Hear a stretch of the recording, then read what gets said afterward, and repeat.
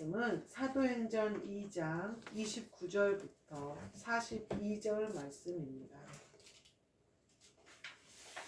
사도행전 2장 29절부터 42절입니다.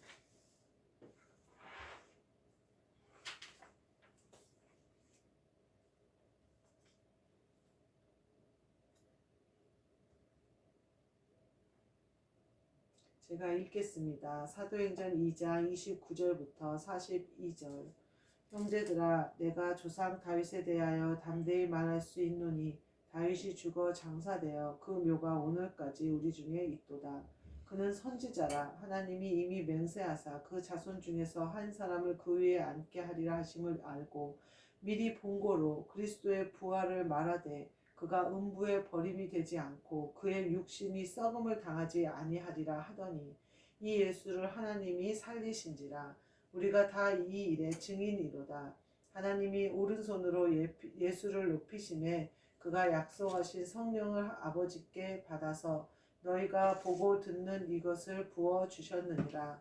다윗은 하늘에 올라가지 못하였으나 친히 말하여 이르되 주께서 내 주에게 말씀하시기를 내가 내 원수로 내 발등상이 되게 하기까지 너는 내 우편에 앉아있으라 하셨도다 하였으니 그런즉 이스라엘 온 집은 확실히 알지니 너희가 십자가에 못 박은 이 예수를 하나님이 주와 그리스도가 되게 하셨느니라 하니라.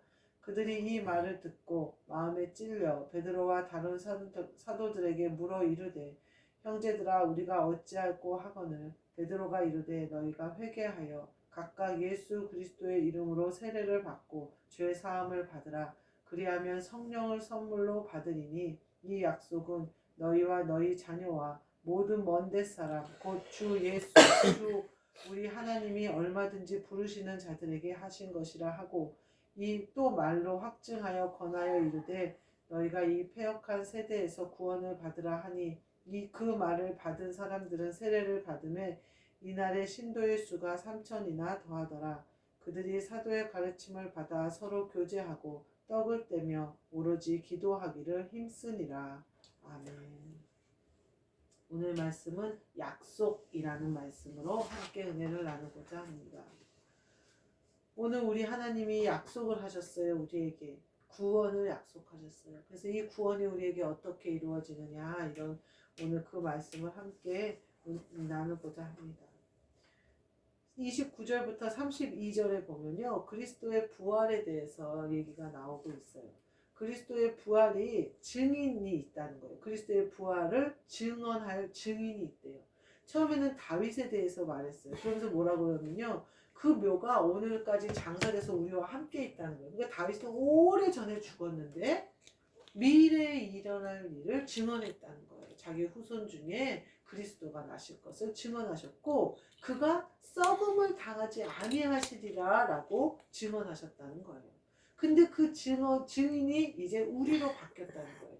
그때는 오지 않으신 예수님을 증언하셨고 다윗은 우리는 지금 오시고 부활하신 그 예수님 우리가 보고 들은 것을 증언하지 않을 수 없다 이 말을 하는 거예요. 그래서 증인이 되는 거예요.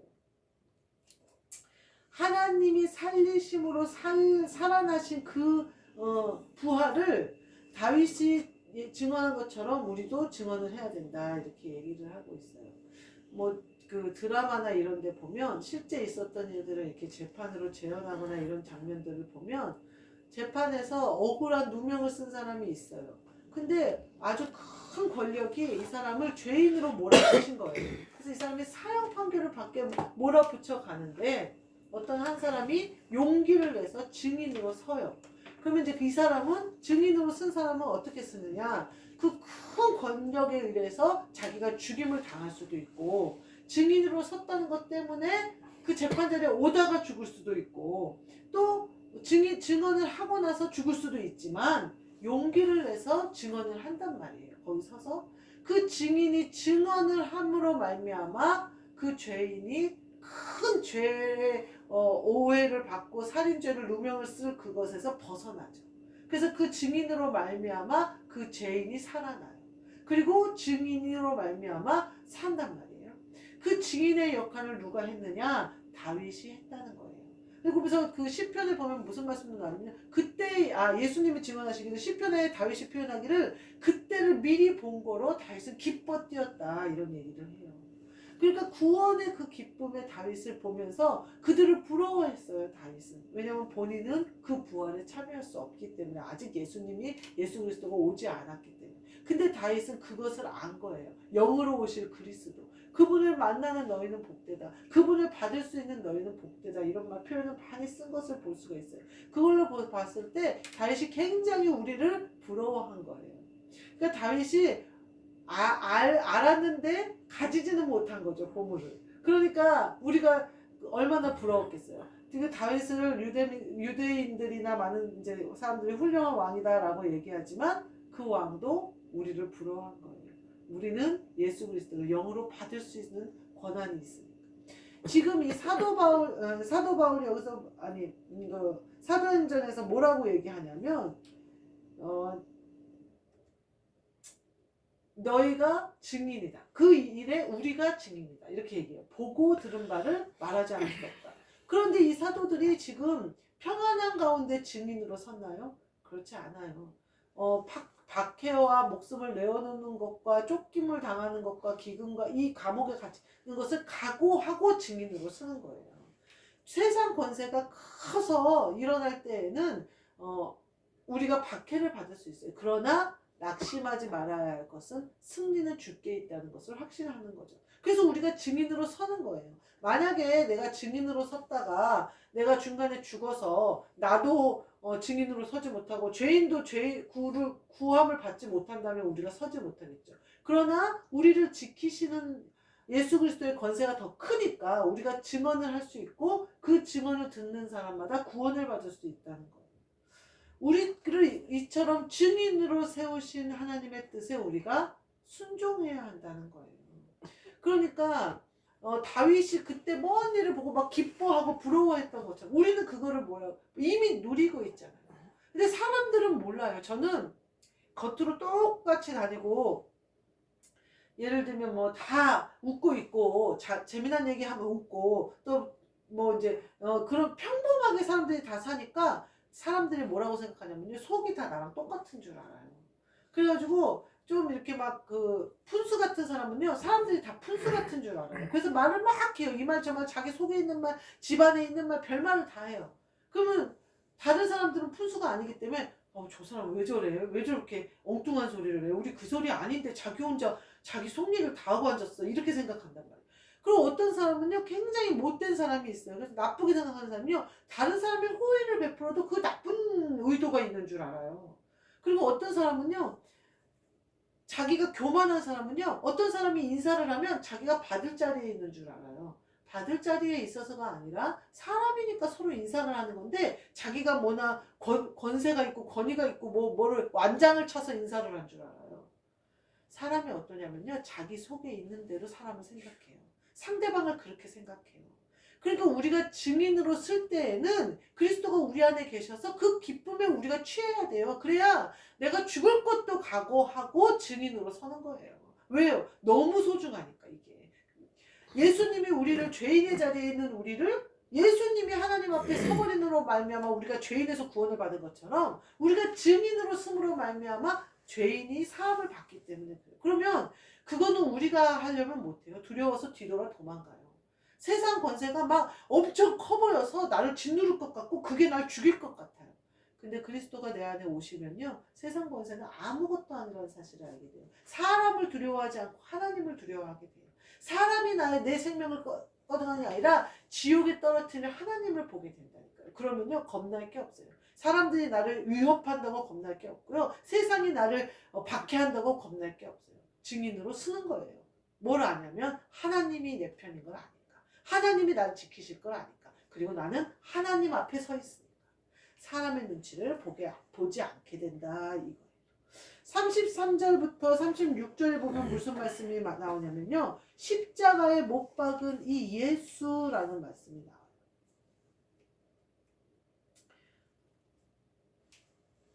십자가에 못 박은 예수, 너무나 하찮을 것 없잖아요.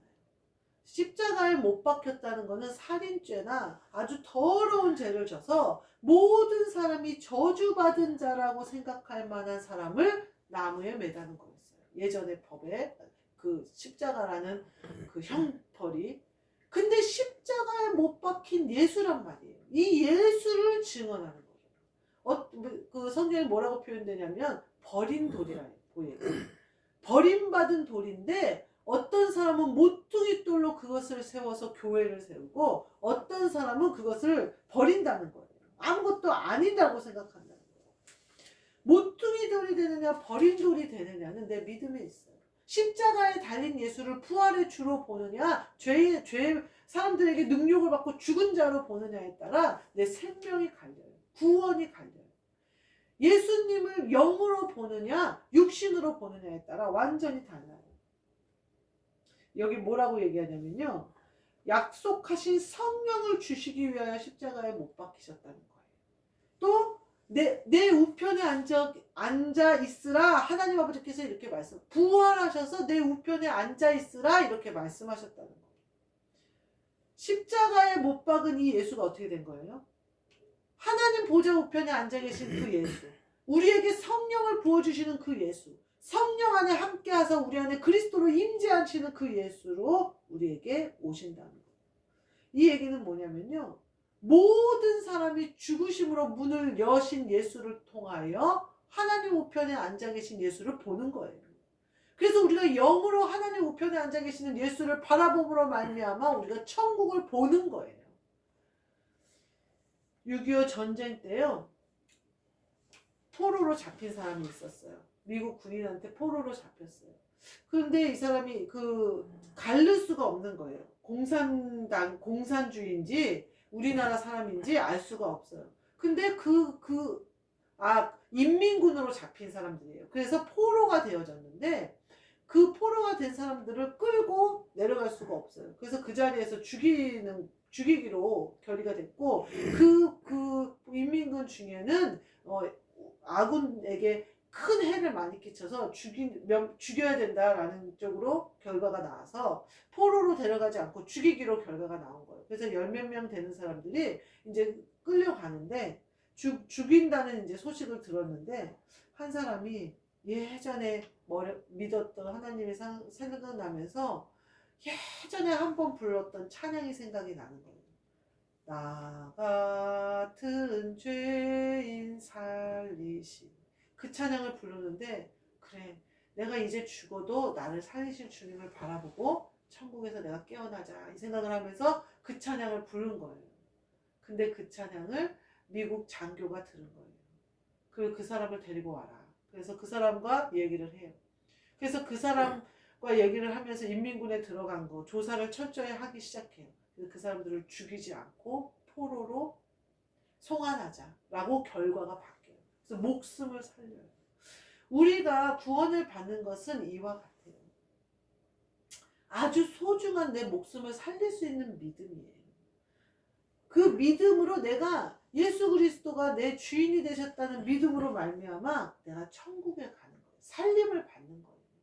근데 내가 거기서 그 믿음은요 나에게서 나오는 게 아니에요. 내 안에 계신 성령님으로부터 나오는 거예요. 그 사람이 그 찬양이 만약에 의도해서 그 찬양을 막 생각해내서 부르려고 했었으면 그 찬양이 나오지 않았을 거예요. 내가 하나님 앞에 살게 나 같은 죄인을 구원하신 그 구원을 찬양할 때에 내 영이 그분의 영이 구원을 받았을 거예요. 영이 구원을 받은과 동시에 이 땅에서 목숨, 생명, 육신의 목숨이 연장되는 역사가 일어나요. 예수님이 그 무덤 사이에 귀신 들렸던 사람을 살려요. 그리고 그 귀신이 돼지떼에게 들어가요. 그러니까 200마리의 돼지떼가 강물에 빠져 죽어요. 그러니까 그 사람들이 마을에 들어오지 못하게 하고 예수님을 떠나가기를 청해요. 그러니까 예수님이 떠나가시면서 그 귀신 들렸다가 멀쩡한 사람이 예수님과 함께 있기를 청하니까 예수님이 뭐라고 하냐면 네가 가서 네가 당한 이 일을 마을에 전해라. 그 사람이 가서 복음을 전하는 걸 볼 수 있어요. 예수님이 자신이 해야 될 일을 누구한테 위임하신 거예요? 그 귀신 들렸던 사람에게 위임하신 거예요. 사람들이 그 귀신 들렸던 사람을 막 높이 봤을까요? 그 사람이 막 복음을 전할 때 그러냐고 맞는 이랬을까요? 그 사람이 어떤 형국으로 있었어요? 옷도 입지 못하는 상태에서 쇠사슬에 매여 있었어요. 짐승처럼. 근데 그 사람이 멀쩡한 사람이 돼서 예수님을 전해요. 예수님의 복음은요, 그럴듯하지 않아요. 다이아몬드 같으면 누가 그거를 소중하게 여기지 않겠어요? 다 서로 소중하게 여기고 보석함에 넣어놓겠죠. 근데 예수님은요, 복음을요, 그렇게 전하지 않아요. 하나님이 그 방법으로 오직 하면 사도 바울이 뭐래요? 전도에 미련한 것으로 그것을 전하게 하셨다잖아요. 사도 바울이 모든 것을 가지고 있고 바리새인 중에 바리새인이 율법으로는 흠이 없을 때는 하나님이 쓰지 않으셨어요. 그들로부터 완전히 버림받아서 그들이 죽이려고 작정하고 40명이 먹지도 않고 자지도 않고 바울을 죽이겠다고 작정해서 완전히 적으로 돌아섰을 때 하나님이 쓰신단 말이에요.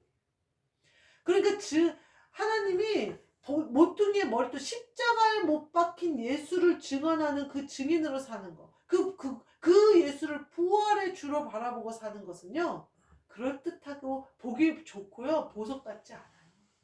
버린 돌처럼 생겼다, 이 말씀을 드리는 거예요. 어제 아들이 전화가 온 거예요. 그러면서 문자가 왔더라고요. 아빠랑 계속 문자를 주고받더라고요. 찬양 대회를 하는데 정말 찬양 대회를 하는데 찬양 연습을 하느라고 전화를 못했다는 거예요. 그러면서 이제 오늘은 00시까지 전화기를 가지고 있을 수 있으니까 이따 저녁에 이제 할 수 있으면 전화할게요, 이렇게 문자가 오는데, 이제 아빠한테 찬양 MR을 보내달라, 무슨 피아노 반주 MR을 보내달라, 가사를 보내달라 막 그러더라고요. 그러면서 이제 그러니까 이제 목사님이 다 보내주시고 이제 막 고맙다고 그러고 이제 그런 말을 주고받다가 한 10시 몇 분쯤 전화가 온 거예요. 그러면서 이제 찬양 연습은 얘기 안 하고, 엄마 나 내일은 차례 지내는 걸 처음 구경하겠어, 그러더라고요. 너무 좋아하는 거예요. 얘는 제사를 지내는 걸 어렸을 때부터 한 번도 못 본 거예요. 저는 어렸을 때 봤잖아요. 강고사님이 집안 제사를, 그래도 집안이 조용하기 위해서 제사를 드렸기 때문에 저는 봤어요. 근데 우리 아들은 그러고 보니까 차례 지내는 거 텔레비에서만 봤지 실제로는 한 번도 못 본 거예요. 그래서 너무 흥분을 해갖고 내일은 차례 지내는 걸 구경할 수 있어. 그래서 속으로 너 때문에 차례가 제대로 될란가 물어봤다는데 속으로 그러고 말았어요. 그리고 이제 오늘 오는 길에 이제 목사님이, 교회로 오는 길에 목사님이 이게 주영이가 할 찬양이라고 그러면서 들려주는 거예요. 근데 주제가 뭐냐면 내 모든 원웨이예요. 그 제목이 뭐냐면 예수님만 따라가겠다는 거예요. 내 길과 진리와 생명이 예수님께 있다는 고백이에요. 그 찬양이에요. 그러면서 오직 내 인생은 주님 것이라는 그런 찬양이에요. 그래서 제가 씩 웃음이 나오는 거예요. 본인은 몰라요. 본인이 영이 지금 얼마나 헌신하고 있는지, 얼마나 주님의 길을 가기를 지금 결단하는 거예요. 그 찬양은. 본인은 모르겠어요. 재미로 하는지, 본인은 뭐 애들하고 같이 하는지, 또 아빠가 막 이렇게 정보를 팍팍팍 주니까 애들이 이제 그런 걸 공유하고 그 안에서 하기 편하니까 이제 막 자기가 나서서 신나게 하는지, 그건 모르겠어요. 그러나요, 그 아이의 영은 하나님이 받으시는 영이 되어져서 그 아이의 헌신이 그때 이루어지는 거거든요. 어느 순간 아마 깨달을 거예요. 그 아이가 이제 영적인 파워가 그 안에서 움직이기 시작할 때, 내가 그때 헌신했구나. 그때 내가 하나님께 바쳐줬구나. 그때 내가 하나님께 구원을 찬양했구나. 사실은 어렸을 때는 많이 했어요. 무대에 올라가서 막 크리스마스 때마다 주님을 찬양한다고 기뻐 뛰고 한참 그렇게 했어요.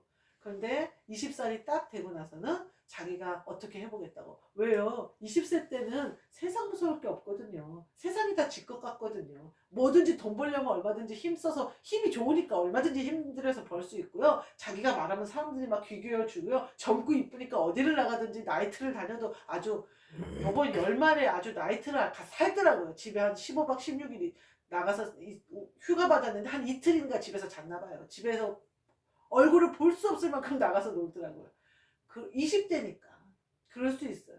그러나 그 아이는 누구 거예요? 원웨이 한 길밖에 없어요. 걔가 갈 길은. 아무리 지가 그래봤자 갈 길은 하네. 지 힘이 아무리 세봤자 지가 갈 길. 근데 본인이 더 잘한다는 사실이에요. 그거는. 한 번요, 예수님을, 십자가에 달린 예수님을요, 부활의 주님으로 바라본 사람은요, 오해할 수 없어요. 다른 길로 갈 수 없어요. 증인으로 안 쓸 수가 없어요. 내 생명을 구원한 그 주님을 내가 알아버리면요, 그걸로 우리 생명은 살아난 거예요. 그걸로 끝난 거예요. 이미 끝난 거예요. 자유를 얻어버린 거예요. 저는 그래서 그 찬양을 듣는데 웃음이 나오더라고요. 너무 기쁘고 감사하더라고요. 생명을 살리는 것은요, 십자가에 달린 예수밖에 없어요. 모양이 좋지 않아도요, 그 모퉁이 돌 그 예수밖에 없어요. 보기에 보암직도 안 하고 먹음직도 하지 않는 그 예수, 십자가에 달린 그 예수, 무덤 사이에서 울부짖고 짐승처럼 살아서 누구도 그 사람이 정상이 될 수 없다고 생각한 그 사람이 증인으로 선 것처럼, 예수, 부활하신 예수님은요, 믿을 만한 사람에게 찾아오지요, 보암직한 사람에게, 그럴듯한 사람에게 찾아오지 않아요. 오직하면 뭐라 그래요, 베드로가? 부르신 제자, 다도 바울이 그러는, 부르신 제자 중에 학문이 높고 그런 사람이 없지 않냐, 이렇게 표현을 하잖아요. 왜냐면요, 학문이 높고 내 힘이 있고 20대고 내가 막 활기가 왕성하고 내가 가질 거 다 가지고 힘 다 있고 막 이러잖아요. 그러면 십자가에 달린 예수가 얼마나 소중한 보물인지를 몰라요. 보물을 모른다니까요. 우리는 십자가에 못 박은 이 예수를 증거하는 거예요. 이 예수가 부활의 주요, 이 예수가 그리스도시요, 이 예수가 하나님의 아들이시요, 이 예수가 성령을 우리에게 보내주신다. 부활하셔서 하나님 우편에 앉아 계시고, 이 예수가 우리에게 성령을 부어주시고, 이 예수가 살아계시다. 하나님의 아들, 하나님이시다, 이 말이에요. 37절부터 39절 말씀에는요, 성령의 선물을 받으리니, 이 말을 이렇게 표현해요. 어떤 사람이 성령의 선물을 받느냐? 이 말을 듣고 마음에 찔려 회개하는 자. 여기 나와요. 37절에 나오잖아요. 이 말을 듣고 마음에 찔려 우리가 어찌할꼬? 너희가 회개하여 각각 예수 그리스도의 이름으로 세례를 받으라. 그러면 죄 사함을 받고, 죄가 사해지면 성령을 받아. 그럼 이것이 약속이다. 이 약속은 믿는 모든 사람에게 주시는 하나님의 선물이다. 이렇게 얘기를 합니다. 어렸을 때요, 저는 아들하고 이렇게 어느 날 아들이 돌도 안 됐을 때, 돌 지났을 때였구나. 한 3살은 안 됐을 때인데, 만으로 계산하니까 얼마 안 됐을 때예요. 왜냐하면 제가 홈플러스라는 마트를 자주 다녔었는데, 이렇게 카트를 끌고 아기랑 가면 아기를 그 앞에다 이렇게 앉혀놨어요. 근데 이제 보채고 이러니까 아이스크림 같은 걸 하나 쥐어주고 사탕 같은 거 하나 쥐어주면 이제 그거 먹으면서 같이 쇼핑을 하는데, 이렇게 뭐 그릇인가 뭐를 사러 가다가 장난감 코너를 지나간 거예요. 근데 제가 원래 장난감을 잘 사줬어요, 아들한테. 아들이 궁핍함을 느끼기보다는 풍족함을 느끼게 키우고 싶어서 풍요롭게 키웠어요. 그래서 그리고 또 그럴 만한 모든 환경이 되어졌기 때문에 그냥 물질을 모아놓고 막 모으고 어떻게 하려는 생각은 안 하고, 빚을 갚아야겠다는 생각을 안 하고 빚을 더 써야겠다 하는 생각으로 살았기 때문에 그냥 풍족하게 살았어요. 그래서 장난감을 사달라면 늘 사줬어요. 근데 얘가 한 3살쯤 되니까 조그만 장난감이 아니라 점점 장난감의 규모가 커지는 거예요. 로봇 같은 거 막 한 5만 원짜리, 레고 블록 같은 거 한 3, 4만 원짜리 막 이렇게 커지니까 갈 때마다 사줄 수가 없더라고요. 그래서 그날도 이렇게 우연히 장난감 코너를 지나가는데 이렇게 손을 뻗어갖고 이렇게 걔네들이 그걸 사야겠다고 그러는 거예요. 그래서 내가 아무개야, 마트에 올 때마다 장난감을 살 수는 없어. 엄마가 3번째 사줄게. 3번 오면 그때 한 번씩 사줄게. 이렇게 얘기를 했어요. 저는 속으로 어떻게 생각하냐면, 애기가 3번을 어떻게 알겠어? 이렇게 생각을, 숫자를 안 가르쳐 줬거든요. 3번을 어떻게 알겠어? 이렇게 생각을 한 거예요. 그래서 3번째, 지가 3번을 어떻게 알아? 내가 3번 오는지 5번을 오는지, 내가 이쪽으로 안 오면 그만이지. 이렇게 생각을 하고 3번째 오면 사줄게. 이렇게 약속을 했어요. 근데 제가 어렸을 때 결심한 게, 아이를 키우면서 결심한 게 몇 가지 있었는데, 물론 신앙적인 결심은 제하고 오늘 예화를 들은 거는 이제 자기 전에 책을 읽어주는 거. 자기 전에 물론 기도는 당연히 하고 말씀은 읽어요. 근데 이제 동화책도 몇 개 읽어주는 거, 이제 그걸로 하고, 또 하나는 약속을 하면 지키자. 그 약속은 무조건 지키자, 이 생각을 했고 그랬어요. 그래서 아들하고 약속을 잘 안 해요. 근데 이제 그렇게 말을 했어요. 그 사건을 계기로 제가 약속을 잘 안 해요. 그리고 이제 왔는데 어느 날 이제 마트에 갔어요. 그래서 2층을 안 올라갔어요. 근데 애가 그냥 나가려고 그러니까 아니래요. 자기 갈 데가 있대요. 그래서 어디를 가냐고 그랬더니 2층을 가야 된대요. 그래서 2층 뭐 하러 가야 되는 뭐 가야 된대요. 그래서 갔어요. 그랬더니 장난감을 이제 고르는 거예요. 당연하게 딱 고르는 거예요. 그래서 내가 장난감 엄마가 3번 오면 사준다고 그랬잖아. 그랬더니 오늘이 3번이래요. 3번 때 왔대요. 그리고 내가 이렇게 생각해 보니까 정말 3번째인 거예요. 내가 기가 막혀가지고 그거를 기억하고 있었던 거예요, 얘가. 그래서 속으로 3번째 오면 사준다 했으니까 그때 안 사줬고 한 번 더 왔고 요번엔 나 살 수 있다고 생각하고 온 거예요, 오늘. 제가 기가 막혀가지고 아이는 3을 모를 줄 알았거든요. 근데 3도 알고 정말 3번째 되니까 자기 볼 일이 있다고 2층에 가야 된다잖아요. 말도 제대로 못하는 거지. 그러더니 큰 장난감, 지가 그때 사려고 했던 장난감을 드디어 딱 끌어안는 거예요. 그리고 나서 제가 그 홈플러스를 가면 3번째 항상 그걸 사야 되는 거예요, 장난감을.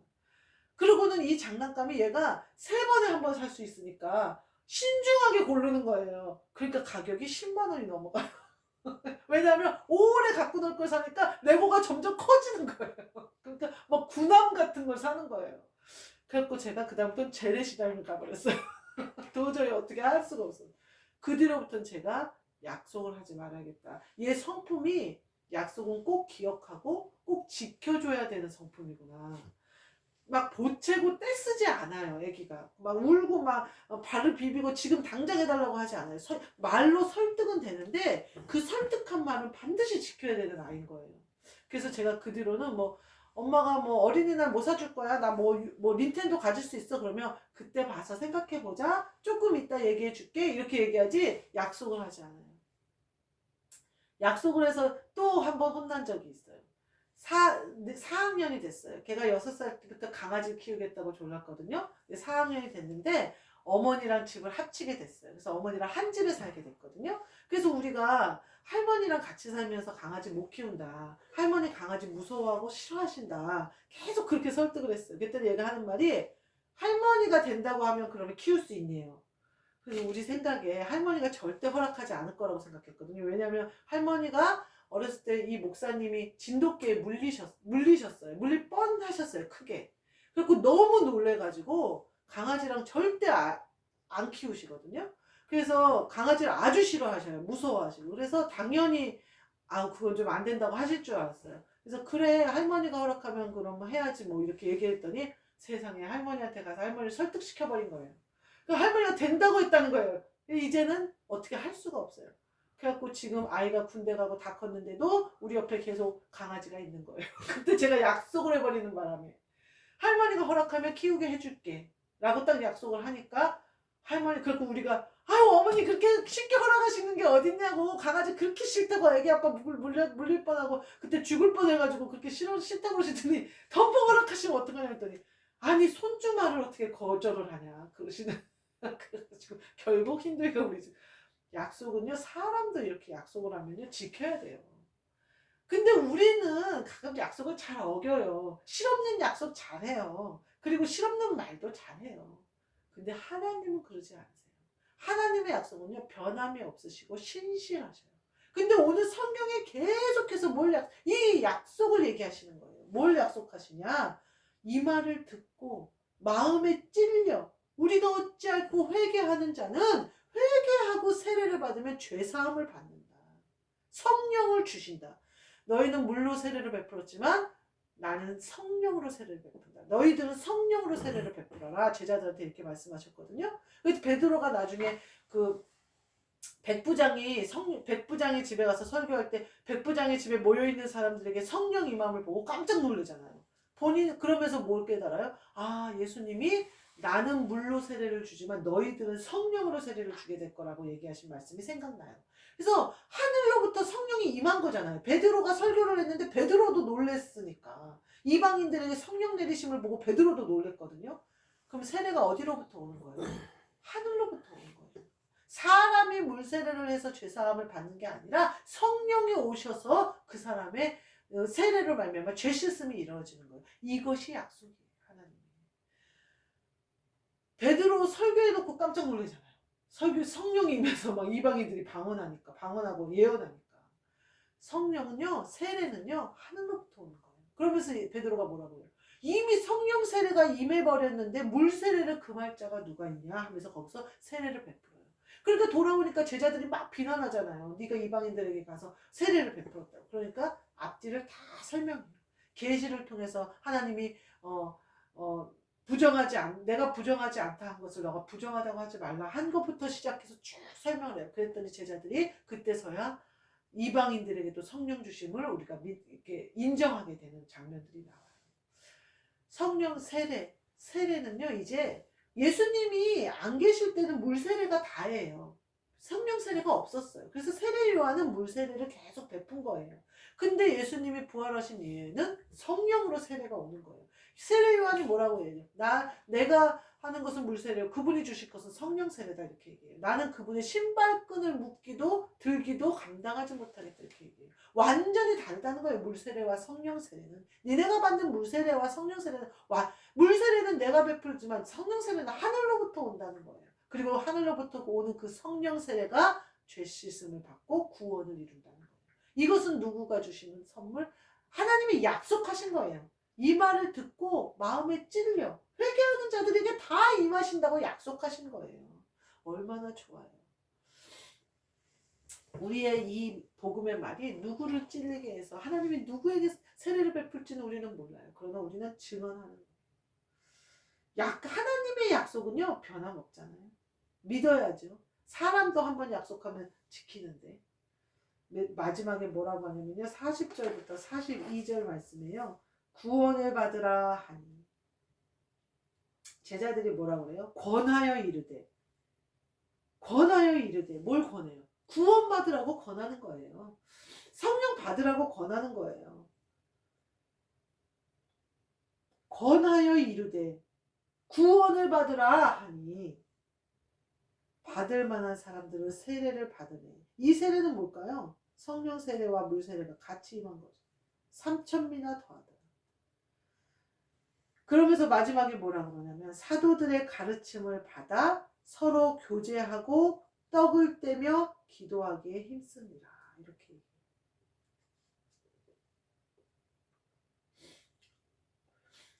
아기가 태어나요. 응애하고 태어나요.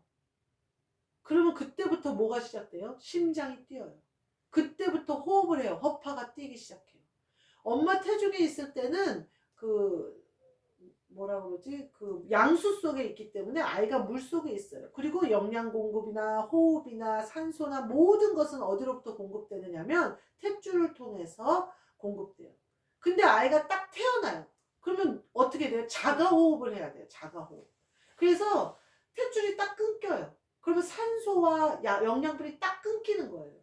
그러면 어떻게 호흡을 해요? 그때부터는 내 허파로 내 심장이 뛰면서 호흡을 해야 돼요.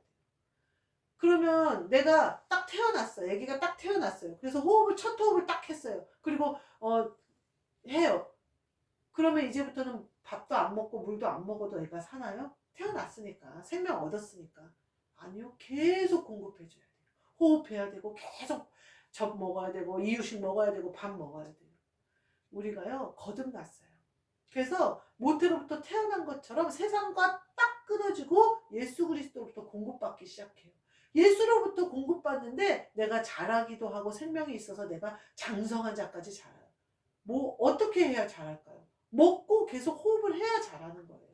근데 내가 태어났다. 나 거듭났어. 나 천국 봤어. 나 천국에 있는 거 믿어. 예수님 믿어. 그런데 교회도 안 나오고 말씀도 안 듣고 기도도 안 해요. 호흡도 안 하고 떡을 떼지도 않아요. 떡이 말씀이잖아요. 떡을 떼지도 않아요. 내가 서로 교제하지도 않아요.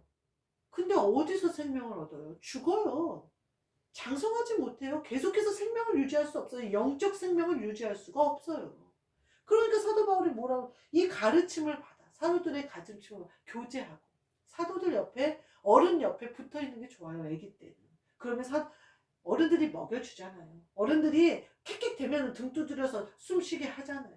기침하면 기침약 먹여서 배약이라도 먹여서 기침 멈추게 하잖아요. 어린 아이일 때는 어른 옆에 있어야 돼요. 그래서 교제가 필요한 거예요. 교회가 필요한 거예요. 그렇게 교제하고 떡을 떼어야 돼요. 말씀의 떡을 자꾸 먹어야 돼요. 양식을 먹어야 돼요. 예수님이 뭐라고 그래요? 너희들의 내 먹을 양식은 이 땅의 양식이 아니다. 내 먹을 양식은 하늘에서 오는 하나님의 이렇게 말씀하시거든요. 요한복음 4장에 사마리아 여인 만나서 전도하실 때 보면. 그러니까 이 떡을 뗀다는 비유는 말씀이 우리 영의 양식으로 들어와야 된다는 거예요. 그리고 뭐예요? 오로지 기도하는데 힘씁니다. 장성한 자가 되어졌으면, 우리가 이렇게 50일 먹고 나이가 먹고 이렇게 됐으면 호흡 안 해도 살아요? 강구사님 연세 많으신데 호흡 안 하고 먹지 않으면 하루도 안 먹으면요, 저는요 막 아무나 잡아먹으려고 그래요. 화가 나서. 저는 한 끼만 굶어도 아주 삼시세끼는 꼭 먹어야 돼요. 아주 화가 나요. 우리 아들이 그러잖아요. 엄마는 화낼 때는 딱 두 가지라고. 자기가 진짜 잘못했을 때나 아니면 다이어트 할 때. 저는 굶으면 화가 나거든요. 육의 양식은 그렇게 잘 먹으면서 우리가 몇 대를 믿었어도, 몇 년을 믿었어도, 내 일평생을 믿었어도, 내가 모태신앙이어도 호흡을 해야 돼요. 기도는 해야 돼요. 양식은 먹어야 돼요. 말씀은 먹어야 돼요. 그 양식도 먹지 않고 호흡도 하지 않으면서 나 예전에 주여 주여 하면서 귀신을 쫓아냈어. 나 성령 받아서 이런 계시도 봤어. 끝났어요. 그거는. 지금 오늘 여기 내가 양식 먹었나? 내가 기도했나? 호흡 내가 아침에 호흡했다고 오늘 지금 호흡 안 하면 어떻게 돼요? 5분 안에 죽어요. 호흡을 안 하면. 기도는 이것처럼 우리의 영이 호흡하는 호흡이에요. 우리가 이처럼 약속을 받았어요. 얼마나 귀중한 약속이에요. 그리스도의 부활의 약속이에요. 그래서 십자가에 달린 예수를 우리는 모퉁이 돌로 봐요. 그래서 우리가 교회로 세워져요. 그래서 세례가 하늘로부터 임해서 교회가 세워지고 내가 깨끗해지고 여러분이 깨끗해지고 점점 오는 사람들마다 깨끗해지요. 그리고 이 깨끗해져서 장성한 자가 되어졌든지 어린아이든지 어떤 형태로 우리가 있던지 간에 우리는 기도하기를 힘쓰고 떡을 떼고 교제해야 된다는 거예요. 오늘 이 말씀대로 이 약속을 증언하기도 하고 증인으로 세움을 받기도 하고 또한 우리가 교제하며 떡을 떼며 기도하기도 하여 하나님의 뜻을 이루시는 저와 여러분이 되시기를 주님의 이름으로 축복합니다. 아멘. 하나님 아버지, 우리를 증인으로 세워주시니 감사합니다. 이 약속이 성취되기까지, 땅끝까지 증거되기까지 우리의 증인의 삶을 멈추지 않고 살게 하시고 이 믿음을 받아 구원받는 모든 사람들과 함께 하나님을 기쁘시게 해드리는 아름다운 교회로 세워지도록 축복하여 주옵소서. 예수 그리스도의 이름으로 기도합나이다. 아멘. 주 예수 그리스도의 은혜와 하나님 아버지의 사랑과 성령님의 교통하심이 약속을 받고 그 약속의 구원의 은혜를 증언하며 하나님 아버지께서 원하시는 아름다운 삶을 사는 우리 모두에게, 그리고 우리의 증언을 받고 믿고 찔려 회개하고 성령 세례를 받는 모든 사람들에게 영원까지 함께 있을지어다. 아멘.